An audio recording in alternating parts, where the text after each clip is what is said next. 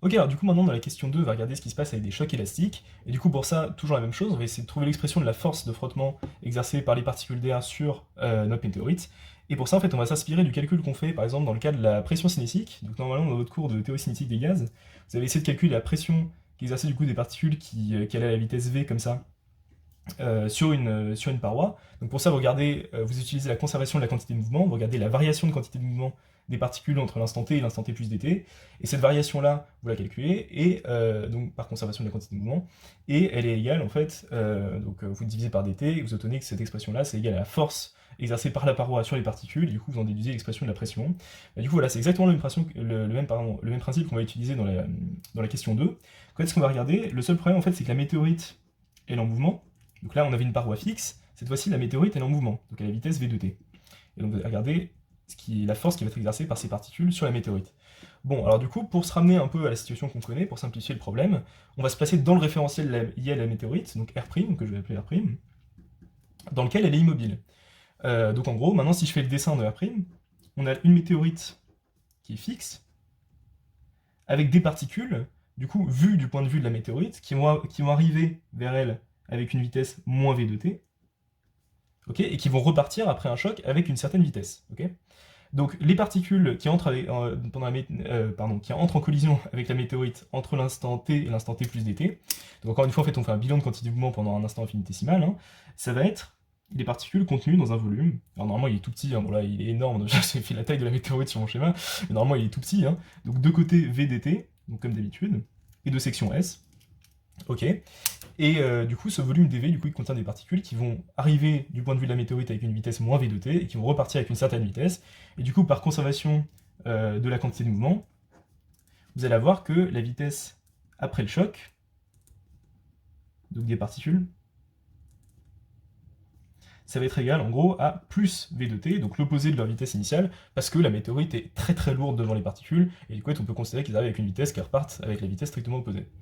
Ok, et bah du coup maintenant que vous avez écrit ça, vous allez regarder la variation de la quantité de mouvement, donc c'est ça qui est pertinent de faire, on va regarder la variation de la quantité de mouvement entre l'instant t et l'instant t plus dt, et du coup bah ça va nous donner in fine l'expression de la force. Du coup bah on va regarder ça tout de suite. Du coup dp, donc la variation de la quantité de mouvement, ça va être la quantité de mouvement donc des particules, donc là je mets part hein, pour désigner les particules, après le choc, moins la quantité de mouvement des particules avant le choc. Ok, et du coup, cette quantité de mouvement, donc c'est la masse fois la vitesse. Donc la masse, ça va simplement être ρ fois SV dt, donc ça c'est le volume infinitésimal dont je vous ai parlé, c'est tout simplement lui, hein. Fois du coup leur vitesse, donc après le choc on a dit qu'il y avait une vitesse v de t, pardon, moins du coup la quantité de mouvement des particules avant le choc, du coup ρ SV dt fois moins v de t. Et du coup ça finalement ça nous donne ρ s, 2 fois ρ s VV dt. Ok, et du coup on voit déjà se profiler une forme de force de frottement quadratique, comme tout à l'heure en fait, sauf que tout à l'heure, vous vous souvenez, on avait ρ SV2, et ici en fait on va avoir 2 fois ρ SV2, c'est comme en fait si la météorite avait une section 2 fois plus grande en fait au final, formellement hein, c'est comme si on avait ça, évidemment c'est la même météorite qu'on considère, et du coup bah, maintenant la force exercée par la météorite sur les particules, on a envie de dire que ça va être la variation de la quantité de mouvement, donc la dérivée de la quantité de mouvement par rapport au temps, qui est égale à 2 ρ s v v. Ok. Sauf qu'en fait ça, c'est totalement faux. Alors ça, c'est vraiment le truc à ne pas faire. Et attention, ça c'est vraiment le gros piège de cette question-là. C'est qu'en fait, ici on a appliqué le PFD, et le PFD ne s'applique que dans les référentiels galiléens. Et en fait, ici, comme la vitesse, elle est à une vitesse v de t, donc v de t, hein, j'insiste bien sur le t, c'est une vitesse variable par rapport au référentiel terrestre qui est assimilé à un référentiel galiléen, et ben en fait, le référentiel lié à la météorite ne peut pas être considéré comme galiléen a priori, et du coup on peut pas appliquer le PFD dans ce référentiel R'. Là, la variation de quantité de mouvement qu'on a regardé, c'est dans le référentiel R', donc a priori, dp sur dt, bah, ça vaut pas f, puisqu'en fait on n'est pas dans un référentiel galiléen. Bon, maintenant vous avez remarqué qu'il y a eu une coupure. En fait, ce qui s'est passé, c'est que j'ai continué la vidéo, j'avais presque terminé l'exercice, et en fait, malheureusement, je me suis rendu compte que mon téléphone n'avait plus de batterie. Donc écoutez, c'est pas plus grave, parce que, enfin, c'est pas si mal en fait, parce que j'ai fait des rappels en fait à cet endroit-là. Parce qu'en gros, quand on applique un principe fondamental de la dynamique dans un référentiel qui est pas galiléen, il va s'ajouter en fait une force au reste des forces extérieures qui s'appelle la force d'inertie d'entraînement. Donc là, en l'occurrence, R', le référentiel lié à la météorite, il est en translation qui est par équilibre uniforme par rapport au référentiel R qui est galiléen, donc le référentiel terrestre. Et du coup, il vient s'ajouter cette force d'inertie d'entraînement. Là, on n'a pas de force de Coriolis parce qu'il ne s'agit pas de rotation, mais on a cette force supplémentaire là. Alors, du coup, pourquoi est-ce que c'est pas plus mal que la coupure tombe ici? C'est parce que les PC et les MP, normalement, ont vu cette force-là, il me semble, alors que les Psy, dont j'ai fait partie historiquement, ne l'ont pas vu. Du coup, j'ai fait un petit rappel ici pour rappeler d'où ça sort, et c'est pas plus mal du coup que ce soit coupé, parce que, bah, au moins comme ça, c'est un peu plus vite. Du coup, les autres, vous pouvez passer cette partie-là, mais de toute façon, ça dure 30 secondes. Donc en gros, si on considère un référentiel R qui est galiléen et un référentiel R' qui est non galiléen, donc là en l'occurrence référentiel de la météorite et référentiel terrestre, et en fait on peut écrire que la masse fois l'accélération d'un point M par rapport au référentiel R, donc ça pour le coup les gens qui sont en psy l'ont vu en SI, hein, enfin vous l'avez vu normalement, du coup les vitesses par rapport à un certain référentiel, etc. Donc l'accélération d'un point M par rapport au référentiel R, on peut appliquer le PFD dans R, donc c'est simplement égal à la somme des forces extérieures, donc ça pour le coup pas de problème. Et en fait du coup maintenant qu'on a appliqué le principe fondamental de la dynamique dans le référentiel galiléen, reste plus qu'à connecter ça au référentiel non galiléen, c'est-à-dire à exprimer l'accélération du point M dans le référentiel R' en fonction de l'accélération du point M dans le référentiel R.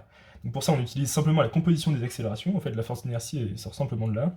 Et en fait, on écrit que l'accélération d'un point M dans le référentiel R', c'est l'accélération du référentiel R par rapport au référentiel R', plus l'accélération du point M par rapport au référentiel R. Du coup, en multipliant par M des deux côtés, j'obtiens que M fois l'accélération du point M par rapport à R', c'est-à-dire en fait ce que j'avais écrit ici, c'est pas égal à simplement la force extérieure, mais en fait on a également ce terme-là, c'est-à-dire masse de l'accélération du référentiel R par rapport au référentiel R', et c'est ce terme-là du coup qui est égal à moins mv point. Le moins vient simplement du fait que le v point plutôt, c'est l'accélération de R' par rapport à R, hein, c'est l'accélération de la météorite par rapport au référentiel terrestre, et bien ce terme-là c'est la force d'entraînement, du coup que j'ai noté ici Fi, simplement m fois la dérivée de la vitesse. Ok, bah du coup maintenant qu'on a écrit ça, on peut appliquer notre PFD maintenant de manière rigoureuse. Du coup on peut écrire que dp particules sur dt, ça va être égal tout simplement à du coup la force extérieure, c'est-à-dire la force exercée par la météorite sur les particules. Donc en fait ça en gros ça va être l'opposé de notre force de frottement au final, donc c'est ce qu'on cherche, en fait c'est vraiment cette quantité-là qu'on cherche, plus du coup la force d'inertie qui va s'ajouter à ça, qui est du coup moins dm fois v point. Donc j'ai marqué dm parce qu'en fait ici le système auquel on applique le PFD, donc PFD un petit peu modifié hein, parce qu'on a la force d'inertie en plus, et ben en fait c'est le système composé de particules.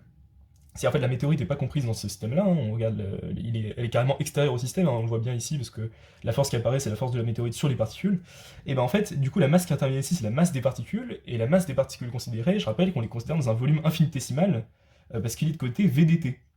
Donc la masse considérée ici c'est ρ fois SVDT, comme on l'a vu tout à l'heure. Et du coup, cette masse infidécimale du coup, qui fait apparaître un dt, eh ben, elle est complètement négligeable par rapport aux autres termes de l'équation, puisque ce truc-là, c'est un truc qui est pas infinitésimal, en gros, entre guillemets, c'est des grandeurs macroscopiques, quoi, ces machins-là aussi. Donc tous ces trucs-là sont pas du tout infinitésimaux, alors que lui, il l'est. Donc en fait, ce terme-là va être complètement négligeable, mais vraiment complètement négligeable devant les autres. Tout simplement parce que, bah, en fait, comme notre système, c'est des toutes petites particules dans un tout petit volume, en fait, le fait qu'elles soient toutes petites, ça compte même pas ici, la masse volumique, elle pourrait être énorme. C'est en fait comme c'est les particules qui vont taper dans la météorite. Entre l'instant t et l'instant t plus dt, il y en a vraiment très très peu, puisque dt c'est un autre infinitésimal. Du coup, l'inertie liée à ça, bah, en fait, elle va être minuscule et complètement négligeable au final.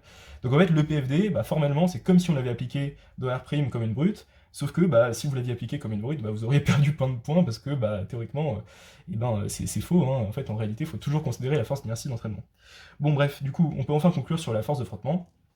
Du coup, la force de frottement, qui est égale en fait à moins cette force-là, bon je réécris pas météorite sur particule, mais c'est égal à moins cette force-là, du coup ça vaut moins la dérivée de la quantité de mouvement des particules par rapport à t, c'est-à-dire simplement dp part, on l'avait calculé ici, on divise par dt, du coup en fait, on obtient moins 2 ρ s v fois v. Ok, et du coup en fait on voit bien qu'on a ce facteur 2 là qui s'est rajouté par rapport à la question précédente, on avait des chocs mous, quand on a une force qui est en pratique 2 fois plus grande, c'est entre guillemets comme si on avait une section 2 fois plus grande, enfin formellement, bien sûr c'est la même météorite qu'on regarde, donc c'est pas le cas, mais formellement c'est comme si la section était 2 fois plus grande en gros, et elle est quadratique, donc on retrouve cette nature quadratique de la force de frottement qu'on avait tout à l'heure. Maintenant la grosse différence par rapport à tout à l'heure, c'est que maintenant on va chercher l'équation du mouvement, donc l'évolution de V de t. Donc en fait pour ça on va appliquer le principe fondamental de la dynamique au système composé uniquement de la météorite cette fois-ci, donc à la météorite dans le référentiel R galiléen, donc là aucun problème. Maintenant quand on applique le PFD, on obtient simplement que m0 fois dv sur dt c'est égal à du coup les forces extérieures, c'est-à-dire la force de frottement, plus mg, le poids. Ok, et bah du coup maintenant vous voyez que la grosse différence par rapport à tout à l'heure, c'est que certes on a ce facteur 2 là, mais qui va pas changer grand chose finalement à la physique du problème. Ce qui change surtout, c'est ce m0 là qui est constant. Donc en fait, tout à l'heure, comme le m de t était variable, et ben en fait on a obtenu une vitesse au final qui était complètement triviale, entre guillemets, qui était un truc qui grandissait de manière affine. Alors c'est pas trivial au sens où c'était difficilement prévisible, mais ce que je veux dire c'est que la forme était quand même extrêmement simple. Alors qu'en fait ici, quand la masse est constante, ben, en fait on va avoir une forme beaucoup plus compliquée. Alors du coup pour résoudre ça, ce qu'on va faire, c'est qu'en fait, on va. Donc, alors, déjà, on va projeter selon l'axe Z. Donc, l'axe Z, je l'ai orienté vers le bas. Donc, comme il est orienté vers le bas, j'obtiens dv sur dt. Donc, je divise par m0 pour simplifier un petit peu déjà. Moins 2 rho s v carré sur m0 plus g. Ok, donc j'obtiens ça. Et du coup, maintenant, j'ai une équation différentielle sur v qui est a priori pas si facile à résoudre que ça. Et pour la résoudre, en fait, on va utiliser une méthode de séparation des variables et on va synchroniser les bornes en intégrant. Donc pour faire ça, ce qu'on va faire, c'est qu'on va passer le terme ici de l'autre côté pour avoir un terme avec que du v, et de ce côté-là, on va faire passer que le t.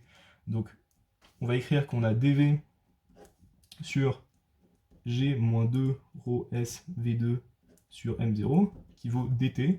J'ai divisé comme une brute, et vous voyez qu'en fait ici, en gros, on a un truc de la forme dv sur 1 moins v2, bon à des constantes près, hein, qui vaut du dt, et en fait ça on va pouvoir l'intégrer, et on va pouvoir résoudre cette équation-là. Ok, du coup, bah, ces trucs-là, on va l'arranger un petit peu pour le rendre plus facile à résoudre. En fait, on va factoriser par g pour faire apparaître quelque chose de la forme 1 moins quelque chose au carré. Donc ce quelque chose, on va l'appeler u. Donc en fait, on va poser u qui vaut racine de 2 rho s sur m0g fois v. Donc vous voyez qu'en fait, là, je factorise par g. Du coup, j'aurais du 1 moins 2 rho s sur m0g, donc c'est ce truc-là au carré, fois v. Et du coup, en fait, si j'appelle u cette grandeur-là, je peux écrire que du coup, j'ai du coup dv, il va s'écrire du fois racine de m0g sur 2ρs sur g facteur de 1 moins u2. C'est simplement en fait pour faire apparaître du du sur 1 moins u2, hein, c'est pour rendre le truc plus facile à intégrer, hein, qui vaut du coup dt. Alors maintenant, bon, pour être un peu plus sympa, je peux écrire ce truc-là comme étant v1.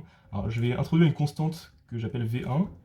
Donc v1, ça va être racine de m0g sur 2ρs. Alors pour vérifier qu'on fait pas trop de bêtises depuis tout à l'heure, on peut regarder si ce truc-là est bien homogène à une vitesse. Donc en fait, on va regarder à quoi c'est homogène. Donc c'est homogène à racine de du coup une masse, donc masse, fois une longueur par un temps moins 2, un peu plus manger, hein, c'est une accélération.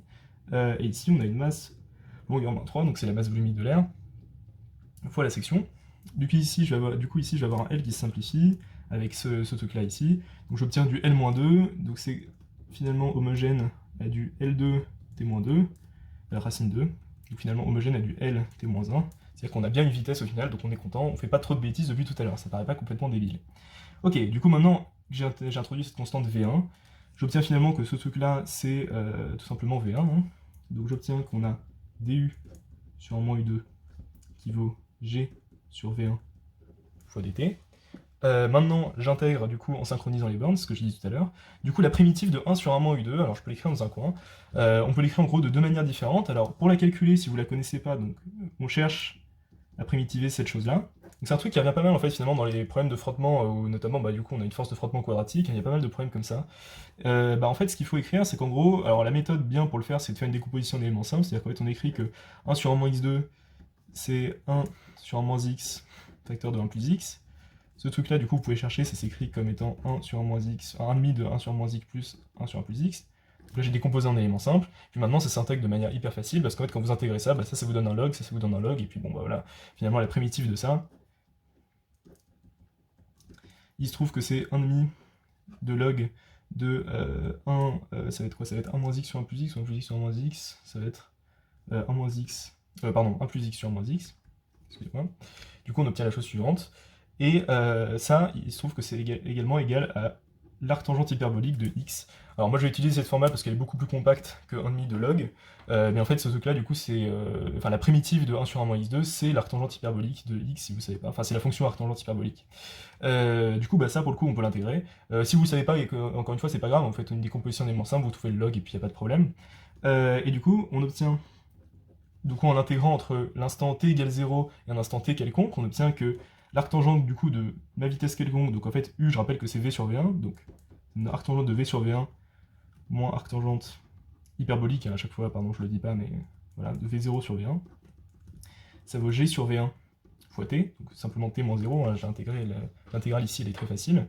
Et maintenant, je réécris tout ça proprement, donc je fais passer ce terme-là de l'autre côté, je passe à la tangente hyperbolique, j'obtiens finalement v de t, qui vaut v1 fois tangente hyperbolique de g sur v1t plus tangente hyperbolique de v0 sur v1.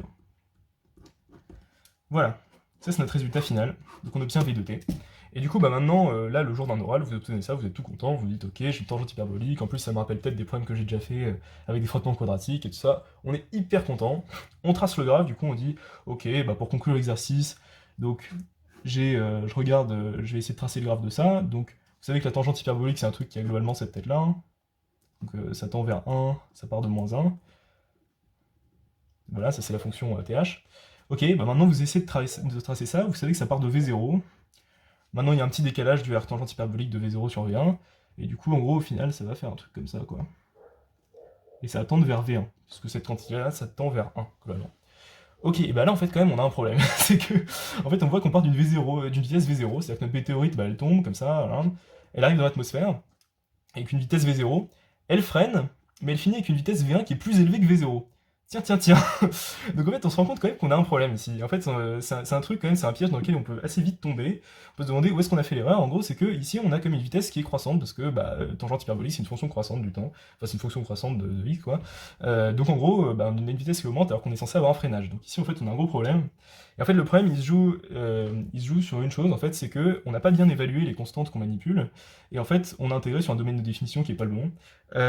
Et du coup, pour voir ça, bah, faut se ramener un petit peu, enfin, faut calculer des ordres de grandeur, voir un petit peu ce qu'on a fait depuis tout à l'heure, donc, et puis surtout voir en fait ce que vaut V0 par rapport à ce que vaut V1 en fait. En fait, on va voir qu'en gros V0 sur V1 c'est un truc qui est plus grand que 1, et la tangente hyperbolique elle n'est pas définie autre part que sur moins 1, 1 hein, parce que vous voyez bien que tangente hyperbolique elle a la valeur dans moins 1, 1. Et du coup, en fait, le problème se joue là. Donc effectivement, si on évalue les ordres de grandeur qu'on manipule, en gros, on voit qu'en fait V0 du coup c'est la vitesse avec laquelle on arrive dans l'atmosphère. V0 en fait c'est de l'ordre de grandeur, c'est pas débile de penser que c'est de l'ordre de grandeur de la vitesse de satellisation. Donc je rappelle que la vitesse de satellisation c'est la vitesse qui est la vitesse minimale qu'on doit communiquer à un corps pour le lancer en orbite autour de la Terre. Et ben en l'occurrence, donc je vais pas refaire le calcul mais normalement on le voit en mécanique céleste, c'est de l'ordre de 8 km par seconde en gros. Donc en fait V0, donc la vitesse d'entrée dans l'atmosphère de la météorite, c'est de l'ordre de la vitesse de satellisation, hein, vous voyez, c'est pas débile de penser ça, et c'est de l'ordre de 8 km par seconde. Maintenant V1, donc la vitesse limite vers laquelle ça va tendre au final, donc on avait son expression, je la renote ici, c'était racine de m0g sur 2 ρ s, on va calculer un ordre de grandeur hein, rapidement. M0, alors M0 c'est la masse de la météorite, donc d'abord en fait on va se demander quelle taille de météorite est-ce qu'on prend. Alors pour que le truc soit un peu spectaculaire, on pourrait conseiller des tout petits trucs, mais bon, c'est plus rigolo de prendre une grande météorite, donc on va dire que la météorite fait 1 mètre cube, avec une section de 1 mètre carré, par exemple. Ok, bah dans ce cas-là, bon, c'est de la roche, donc de la roche, allez, on va dire que c'est globalement une masse volumique similaire à l'eau. Alors la roche, il me semble que c'est de l'ordre de, allez, je sais pas, 7 fois, bon, ça dépend évidemment de la roche qu'on garde, mais peut-être aller 7 fois la masse volumique de l'eau, ou je sais pas. Bon, ok, on va dire que c'est la masse volumique de l'eau ici. Du coup, M0, ça va être 1000 kg ici, pour 1 mètre cube. Rho, du coup, c'est la masse volumique de l'air, ça va être de l'ordre de 1 kg par mètre cube. Ok. Et G, bah, vous savez que c'est de l'ordre de 10 mètres par seconde. 10 mètres par seconde en 2. 10 mètres seconde en 2.